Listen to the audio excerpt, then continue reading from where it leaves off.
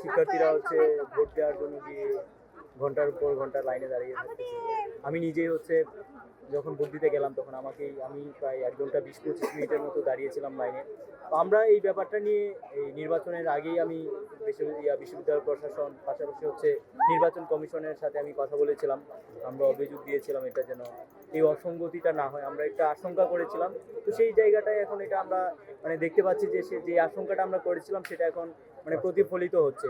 তো একজন শিক্ষার্থী যখন এই ক্যাম্পাসের বাইরে থেকে শহর থেকে 22 কিলোমিটার জার্নি করে আসতেছে, যদি আমাদের কেন্দ্রগুলো বাড়ানো হতো, ভোট কক্ষ বাড়ানো হতো, আমাদের বিশ্ববিদ্যালয়ে তো এনাফ এনাফ স্পেস আছে, অনেকগুলো ফ্যাকাল্টি রয়েছে, অনেকগুলা কক্ষ রয়েছে, চাইলে এটা বাড়ানো যেত। তখন কাউকে হচ্ছে এসে লাইনে 1 ঘন্টা 1.5 ঘন্টা দাঁড়ায় থাকতে হতো না, কাউকে হচ্ছে আপনার মানে ভোট দেওয়ার জন্য অপেক্ষা করতে হতো না, সহজেই হচ্ছে তারা ভোট দিতে পারতো।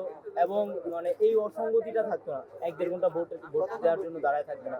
তো সেই জায়গাটায় আমরা আগেই আশঙ্কা করি